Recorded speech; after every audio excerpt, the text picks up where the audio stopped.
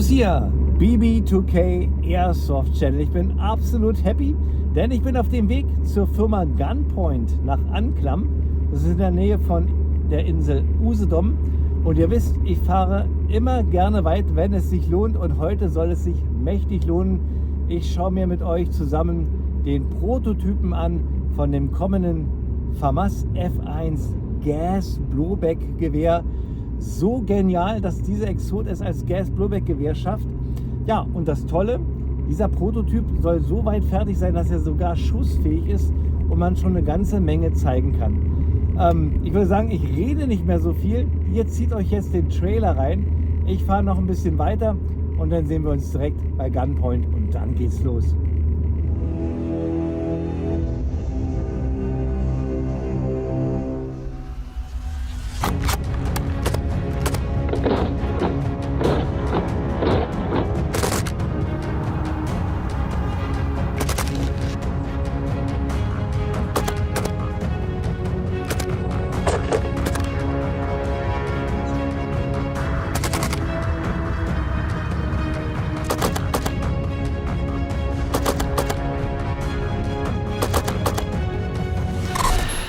Intro ist durch, da bin ich wieder. Ja, ihr habt das Intro gesehen und seid jetzt wahrscheinlich genauso heiß wie ich auf das, was mich jetzt erwartet. Und ich quatsche jetzt einfach nicht. Gib mir den Koffer. Ich habe das Teil vorher auch selber noch nie gesehen und ich bin jetzt mega gespannt, was mich erwartet. Wir haben hier einen Prototypen, das heißt alles aus 3D-Druck gefertigt, ein funktionsfähiges Modell. Das heißt, ich kann alles bewegen, ich kann abdrücken, ich kann sogar nachher ein bisschen Dry-Fire machen, um das ganze System euch zu zeigen. Also ist schon ziemlich weit. Und ich bin jetzt gespannt, was mich jetzt erwartet. Ich werde jetzt den Koffer öffnen.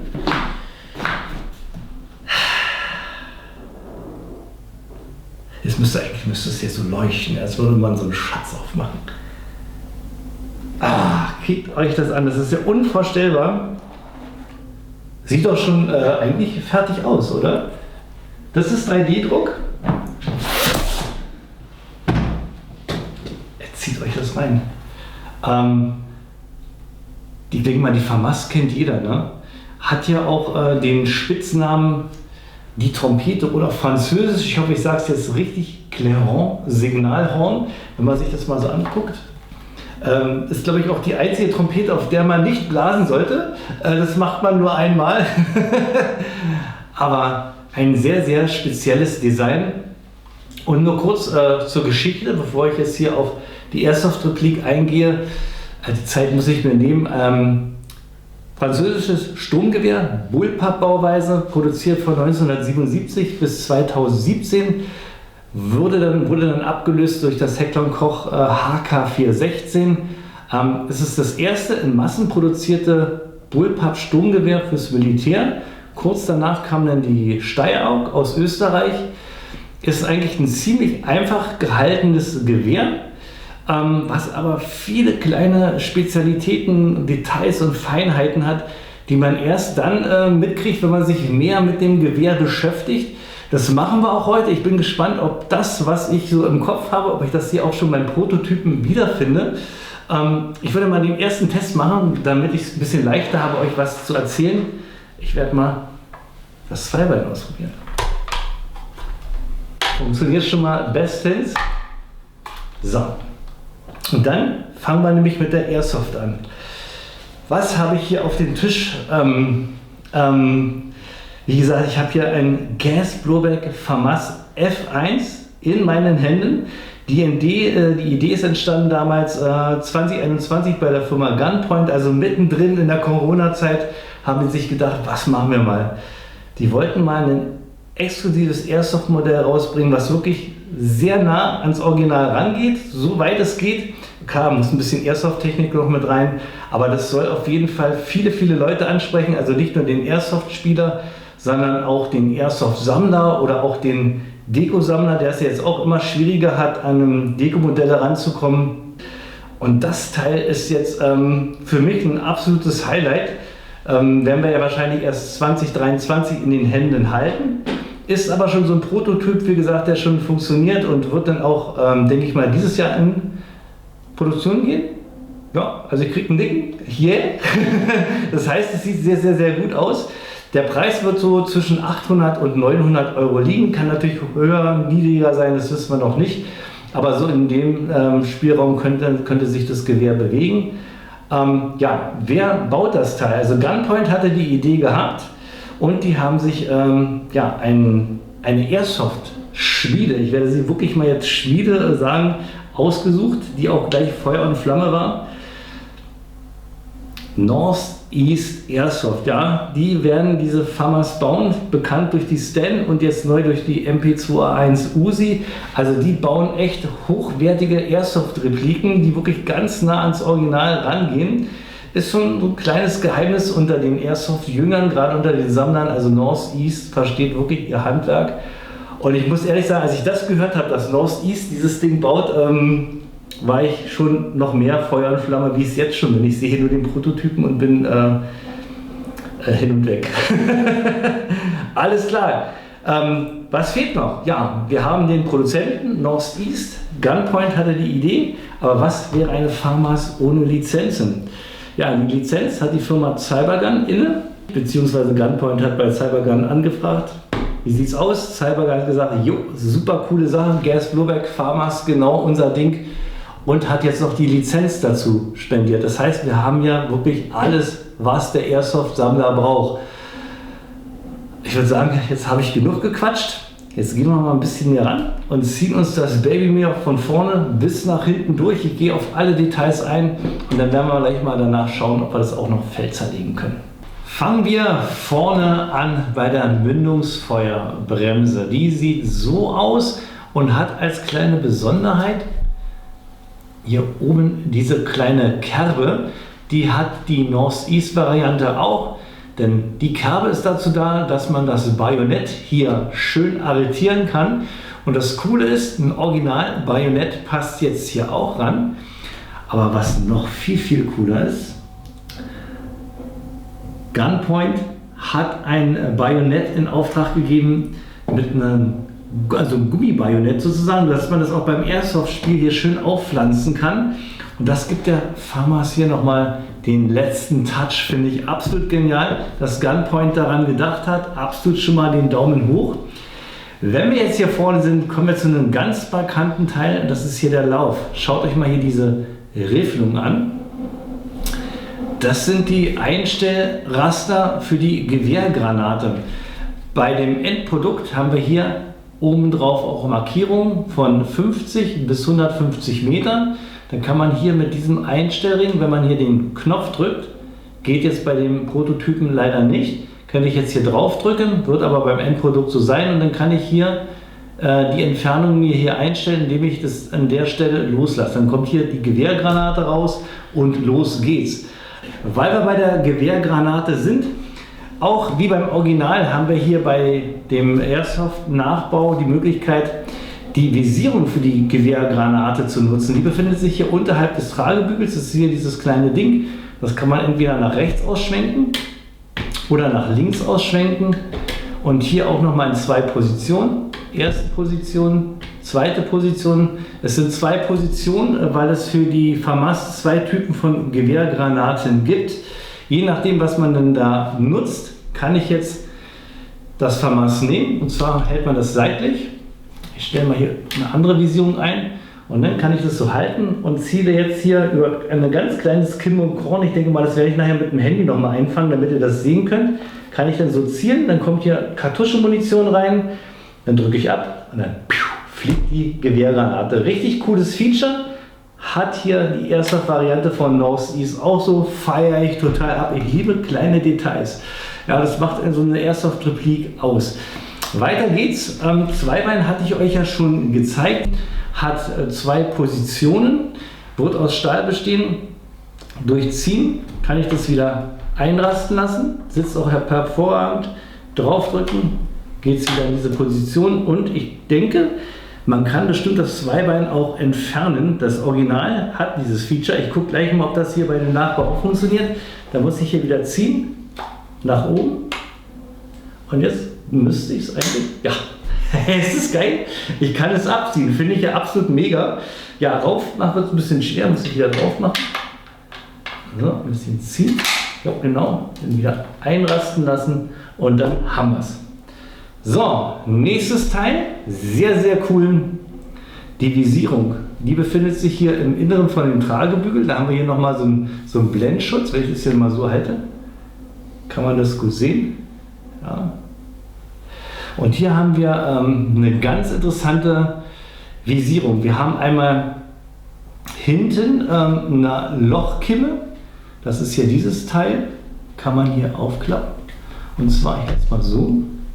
Sind nämlich hier zwei Klappen. Wenn ich jetzt so durchgucke, haben wir so eine große Öffnung. Wenn ich jetzt die Klappe nach vorne mache, haben wir eine größere Öffnung. Das ist so für den Nahbereich.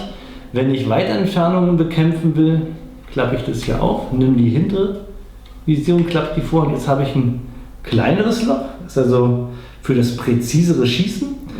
Dann haben wir hier das Gegenpart auf der Seite hier. Beide Visierungen können wir in der Höhe und in der Seite verstellen. Und das absolut Coole, ich gucke mal kurz, haben sie auch dran gedacht, finde ich mega, denn das Original Militär-FAMAS hat auch noch eine Nachtvisierung. Und das ist hier, die kann man hier aufklappen. Und hier an der vorderen Seite, ich drehe nochmal so rum, haben wir hier auch die Nachtvisierung, die wird normalerweise nach oben geschoben. Die ist aber doch, geht ein bisschen, ne? Ist noch ein bisschen blockiert. Beim Endprodukt könnt ihr es nachher nach oben schieben. Ebenso habt ihr dann auch an den Positionen auch noch Leuchtpunkte drauf, wie beim Original, dass ihr auch in Dämmerung und in Nachtsichtverhältnissen gut schießen könnt. Wie das Ganze in der Seite verstellt wird, zeige ich euch nachher, wenn wir nachher die FAMAS mal auseinandernehmen. So, und dann haben wir jetzt den Teil. Schauen wir uns den Ladehebel an. Der sieht so aus. Der Bügel selber wird aus Kunststoff sein, wie beim Original. Das ganze Gestänge, das ganze System im Inneren dann aus Stahl. Den Ladehebel kann man natürlich bewegen, ist ja eine Gas Blowback, feiere ich total ab. Ich mache das mal, muss hier bloß ein bisschen vorsichtig sein, weil das alles noch sehr filigran ist, muss es so halten. Und wenn ich jetzt den Hebel nach hinten mache, guck mal hinten auf den Verschluss, der geht den vollen Weg nach hinten. Und jetzt bin ich mal gespannt, wenn ich loslasse, gibt es schon einen schönen, coolen Sound. Ja, fast. Wir haben ja hier noch alles Kunststoff. Beim Original wird es nachher richtig scheppern. Wir haben ja so einen richtig schönen Full Travel Bowl, das heißt, wir haben ja auch einen richtig schönen Sound und richtig schönen Klang nachher, wenn wir schießen. Ich werde nachher auch mal die Gelegenheit nutzen, ein bisschen Gas reinmachen, ein bisschen Dryfeuer, damit ihr euch mal einen Eindruck macht, wie das Ganze hier funktioniert. Mega genial. So, dann sind wir hier unten am Abzug angekommen. Erstmal der Abzugsbügel wird wie beim Original auch aus Stahl bestehen. Wir haben hier das Feature, wenn ihr dicke Finger habt, ja, oder im Winter mit dicken Handschuhen schießt, könnt ihr hier wie beim Original auch den Abzugsbügel ausklinken, hier einfach ziehen und dann könnt ihr ihn drehen, in die vordere Rastposition klinken und dann habt ihr es ganz leicht hier auch mit Handschuhen zu schießen. Vielleicht mach's mal wieder zurück. So. Hier vorne, dieses kleine Teil hier, ist auch ein ganz interessantes Feature, was ich auch so noch nie gesehen habe. Bei der FAMAS ist das hier der Feuerselektor und auch die Sicherung. In dieser Position ist das Gewehr gesichert. Ich komme hier mit den Fingern nicht ran und auch wenn ich es könnte, kann ich hier den Abzug nicht betätigen. Ich kann ihn jetzt in die Position nach rechts schwenken. Dann haben wir hier, mal sehen, das ist auch der Nachbau, ja, sieht man schon, gibt es hier eine 1, das heißt, wir haben jetzt hier Einzelfeuer. Ich kann den Hebel auch auf die andere Seite drehen. So, und dann sehen wir hier die Kennzeichnung R. Ich kann leider kein Französisch, aber man könnte sagen, vielleicht Repeat heißt es. In dieser Modus kann ja, entweder Full Auto oder Dreierburst geschossen werden. Was genau hier passiert bei R, das stellen wir hinten ein, genauso wie beim Original. Da haben wir nämlich hier am Schaft den Selektor für Full Auto und Dreierburst. Nur kurz noch mal zu Original zurück. Die Original FAMAS hat eine Kadenz von 900 bis 1100 Schuss pro Minute. Und man hat bei der ersten Produktion festgestellt, ja, wenn die Soldaten damit nicht klarkommen, Full Auto zu schießen, haben sie dieses 25 Schuss Magazin in die Gegend gerotzt und nichts getroffen. Ist auch nicht Sinn, So hat man sich bei der zweiten Produktion dann entschlossen, hier noch einen Dreierburst einzubauen. So kann man kontrollierter mitschießen. Interessant, wir haben hier ein 25-Schuss-Magazin, nachträgliches Dreierburst, passt so nicht so von dem Munitionsverhalten. Da sieht man daran, dass es erst nachträglich produziert worden ist. Beim Airsoft Replique haben wir dann auch die Markings wie beim Original. Hier die Kennzeichnung 0 für Vollauto, hier 3 für Dreierburst. Das finden wir dann hier auch nochmal auf der Seite und auch nochmal auf der anderen Seite, sodass man immer im Blick hat, was man eingestellt hat.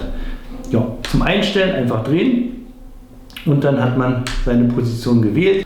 Dann kommen wir zum Magazin. Das sieht so aus. Erinnert so ein bisschen an so ein AR-15 Magazin, ist aber gerade. Hier mit dem Knopfdruck holt man das raus.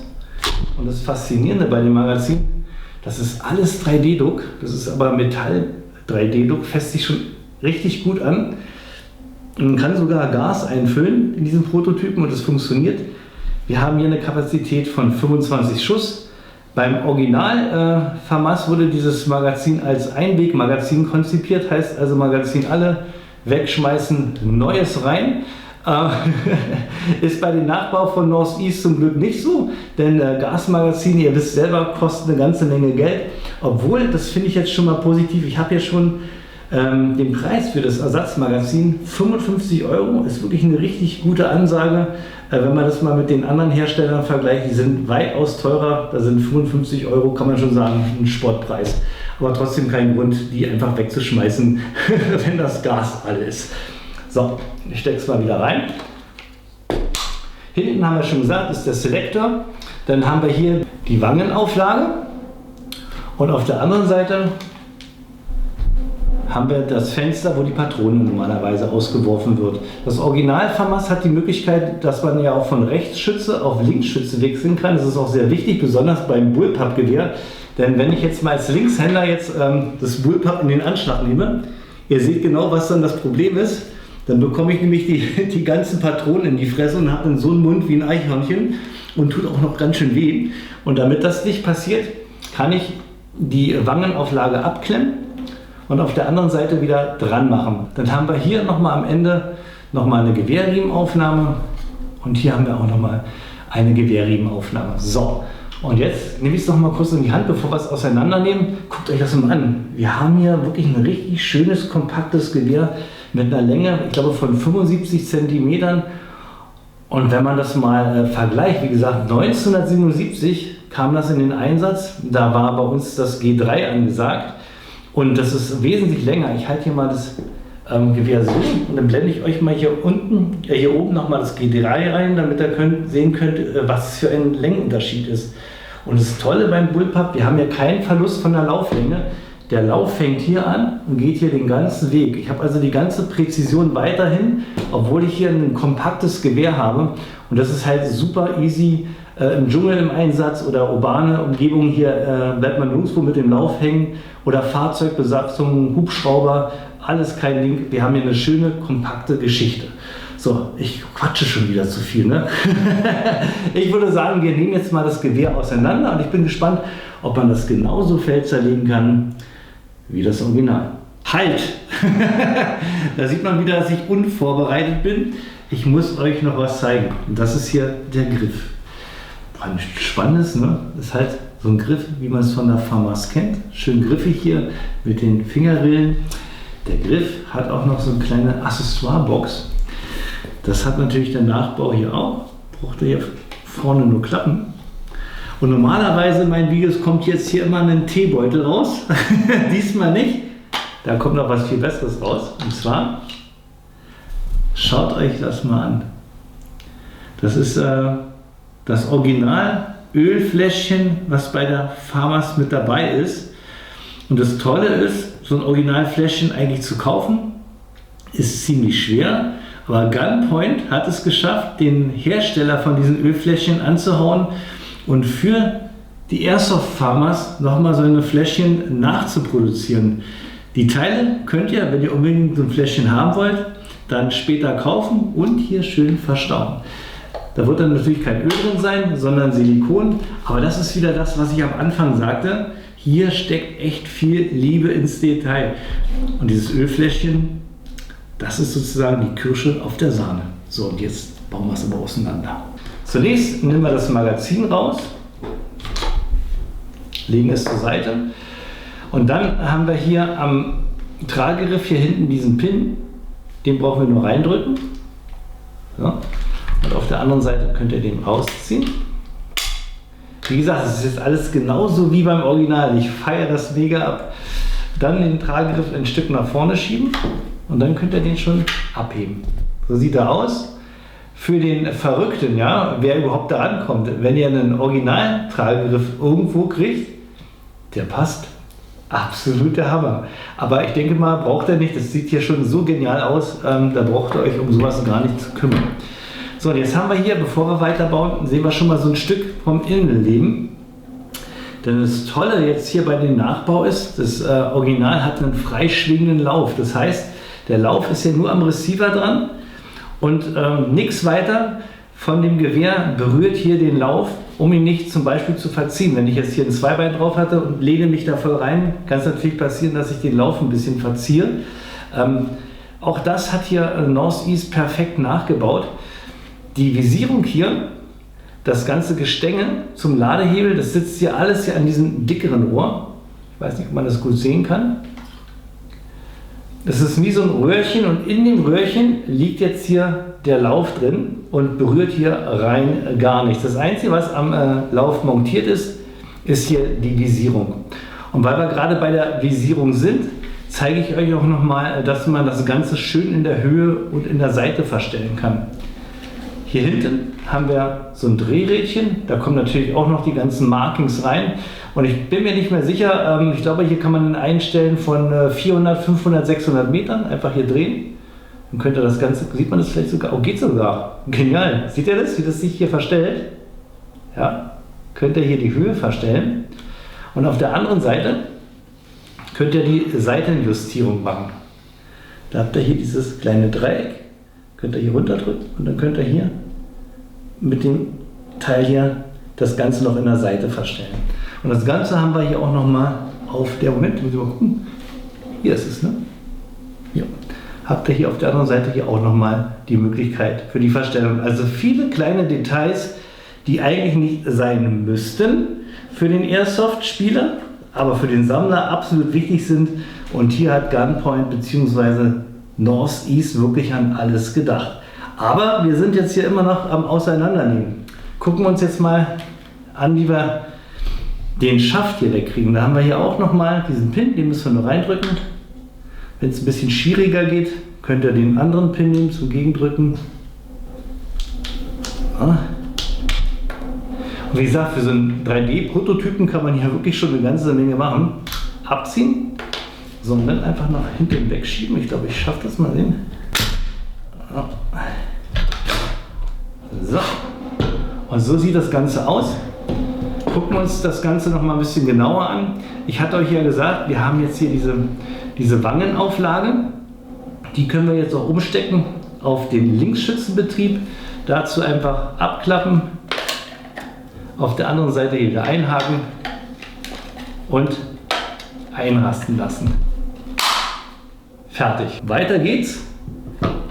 Jetzt versuchen wir mal den Verschluss hier rauszukriegen. Da haben wir hier auch so einen kleinen Pin. Dann nehmt ihr euch wieder den anderen Pin, den Verschluss ein bisschen nach hinten. Und dann könnt ihr hier das Ganze durchdrücken. So. Jo, jetzt habe ich es. So, und dann kann ich das hier abziehen. So. Aber erstmal werft mal hier einen Blick rein. Das ist die Triggerbox. Genauso wie beim Original, absolut genial, haben wir hier den Hammer. Der wird auch die ganze Triggerbox, die Internals werden alle aus Stahl sein. Also habt ihr auf jeden Fall ein richtig robustes System. Und jetzt zeige ich euch was ich auch so richtig abfeiere. Das ist wieder ja, so ein Detail. Also wer sich so ein bisschen mit dem Original FAMAS auskennt, der kennt auch den Verschlusskopf, diesen Mickey Maus Kopf. Den hat auch Northeast perfekt nachgebaut. Da haben wir ja diese beiden Ohren. Beim Original ist hier die Auszieherkralle drin. Wenn wir jetzt zum Beispiel wechseln würden von Rechtshänder auf Linkshänder, müsst ihr sozusagen die Auszieherkralle hier rausnehmen, auf der anderen Seite wieder einbauen. Hat natürlich die Airsoft nicht, aber hier, guckt euch das mal an, das Ganze ist hier auch funktional. Heißt, wenn der Verschluss nach vorne geht, wird hier dieser Fake-Verschlusskopf nach hinten gedrückt, damit das Nozzle Platz hat. Und danach beim Zurückziehen fährt das Ganze wieder vor. Also absolut perfekt gemacht. Viel, viel Liebe im Detail. Und ich bin gleich nachher gespannt, mit dem Ding mal rumzuzappeln. So, und jetzt kommen wir zur Trigger Group. Da hat mir Gunpoint gesagt, es ist ein bisschen schwieriger, das auseinanderzunehmen. Das werde ich sozusagen einen Cut machen. Weil wir müssen hier den Pin jetzt hier durchdrücken. Der sitzt aber noch ein bisschen stramm. Und da ich dieses gute Stück hier nicht kaputt machen will, machen wir einen Cut, lasst es rausdrücken und dann zeige ich euch gleich die Triggerbox. Der Pin ist reingedrückt, ist doch wie beim Original selbstsichernd, braucht euch keine Sorgen machen, dass er das Ganze verliert. Dann ankippen und dann könnt ihr das aushängen.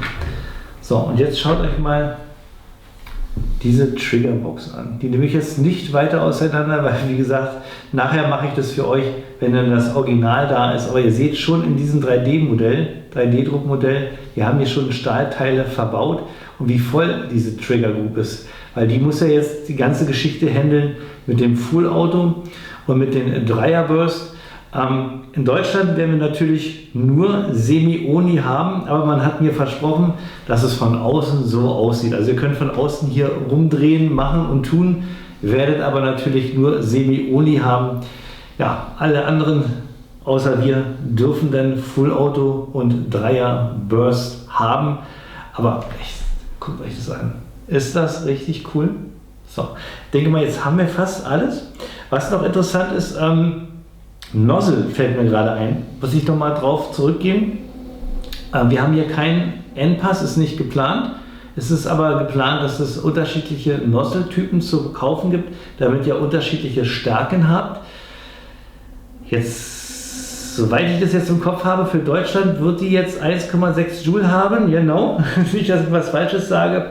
Und wie gesagt, es wird dann noch andere Systeme geben, damit ihr das Ganze hier dem Airsoft-Gelände dann dementsprechend auch anpassen könnt. Dann noch wichtig, Hop-Up zum Justieren wird es natürlich auch geben, haben wir hier auch.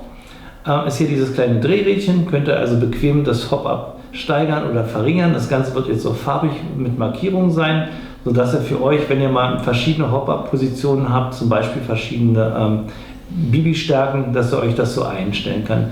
Es wird, wenn ich das jetzt auch richtig sage, 0,3 Joule soll das, 0,3 Joule, 0,3 Gramm Bibis soll jedenfalls das System ohne Probleme hoppen können. Ich würde sagen, wir bauen das Teil jetzt wieder zusammen. Ich mache jetzt da Gas rein und dann lassen wir das Teil mal ordentlich zappeln, oder? Ich denke mal, das machen wir jetzt. Jetzt kommt das, worauf nicht nur ihr, sondern ich ewig gewartet habe. Jetzt lassen wir mal das FAMAS F1 Gas Blowback zappeln. Hier ist jetzt Black Gas drin. Das Ganze ist jetzt auf Green Gas gestellt. Und wir fangen jetzt erstmal ganz zivil an. Mit Einzelfeuer. Hebel auf die rechte Seite. Und dann mal gucken, was passiert. Da ist schon ordentlich Kick drauf.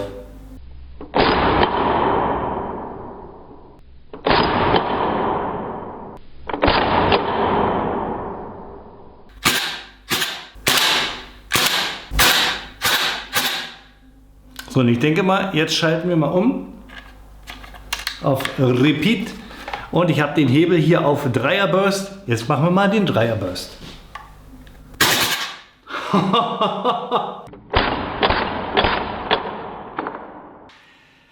Mega. Die Chance hat man wirklich in Deutschland ganz selten, wenn zu sagen eigentlich überhaupt nicht. Aber ich habe ja die Möglichkeit, das mal zu machen.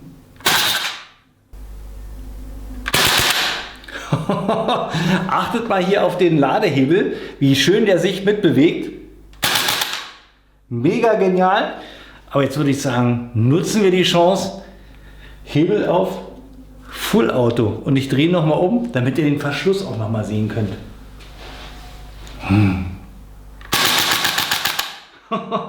Ihr seht, das Teil gast jetzt noch ordentlich aus. Das ist halt, weil wir hier noch den Prototypen haben. Aber dennoch schmettert das schon ordentlich, oder? Na? jetzt haben wir alles leer gemacht. Ich hoffe, euch hat es ein bisschen Spaß gemacht. Ich sicher nochmal. Und dann sind wir auch schon am Ende von dem Review zu dem Preview angekommen. Bleibt noch mein Vorab-Fazit zu diesem edlen Stück. Da sind wir auch schon leider am Ende angekommen. Ich muss sagen, leider, weil ich kann das nicht mit nach Hause nehmen. Ich denke mal, da werde ich auch verhaftet, wenn ich das mache. Ich freue mich dennoch richtig dolle, dass ich jetzt hier exklusiv dabei sein durfte, um euch hier dieses Schmuckstück zu zeigen. Ich blende euch auf der Seite auch nochmal die ganzen technischen Daten rein. Ohne Gewehr, das nicht mit E. Kann sich vielleicht noch ein bisschen was ändern, außer natürlich an der Länge. Ich denke mal, das wird alles so bleiben, wie es ist. Ich bin wirklich gespannt auf das Endprodukt. Es wird auch noch Zubehörteile geben dafür, also wem das Klassische hier noch zu langweilig ist. Bajonett hatte ich ja auch schon erwähnt. Es wird auch noch einen AIM 2000 Laser geben. Für uns in Deutschland sogar einen Dummy, dass man das anbringen kann. Dann gibt es so ein Dreier-Rail-System, einen Vordergriff könnt ihr da noch rangeben. Und es gibt auch noch die Möglichkeit, einen taktischen Vordergriff ranzumachen. Der sieht ein bisschen spezieller aus. Ich blende euch das Geil alles mal ein. Das wird es auch separat geben. Und es wird natürlich, wenn ihr wollt, auch komplett gleich eine taktische Variante geben von dem Farmers zu kaufen. Wie da der Preis ist, weiß ich nicht. Sollte ich da noch ein paar Infos haben für euch, werde ich das alles unten in die Videobeschreibung reinmachen oder vielleicht nochmal separat was posten. Wie gesagt, es könnte durchaus sein, dass Pre-Order sogar schon dieses Jahr startet. Ich gucke nochmal, kriege ich einen Nicker? Ich kriege einen Nicker, Pre-Order dieses Jahr. Und im Quartal 1 2023 heißt es dann kein 3D-Druck mehr, sondern das Richtige. Und ich muss ehrlich sagen, ich möchte dieses Video gar nicht beenden, weil dann heißt es nämlich, ich muss einpacken und wieder nach Berlin fahren, das Teil hier lassen. Aber so ist es, ich weiß ja, es wird bald kommen. Das war es gewesen von mir. Vorstellung von den brandneuen, wirklich richtig brandneuen Northeast Gunpoint Cyber Gun Farmers F1 Gas Blowback Gewehr. Wie geil ist das? Das muss man sich erstmal im Munde zergehen lassen. Wie hat euch das Preview gefallen? Was haltet ihr von dem Farmers? Was haltet ihr davon, dass das Ganze jetzt endlich mal als Gas Blowback kommt? Denn das hat man mir auch verraten, wenn das Ding läuft, wenn das gut läuft, werden noch andere schöne, exotische Geschichten geboren. Kriege ich einen Nicker? Kriege ich wieder einen Nicker. So muss es sein. Kommen wir zum Endspruch. Wer meinen Kanal noch nicht abonniert hat, klickt mal da oben drauf. Unten gibt es ein weiteres Video von mir. Das war's von mir. Bleibt mir alle gesund. So, und ich versuche doch dann noch den Prototypen irgendwie mit nach Hause zu nehmen. Macht's gut, euer Bruce.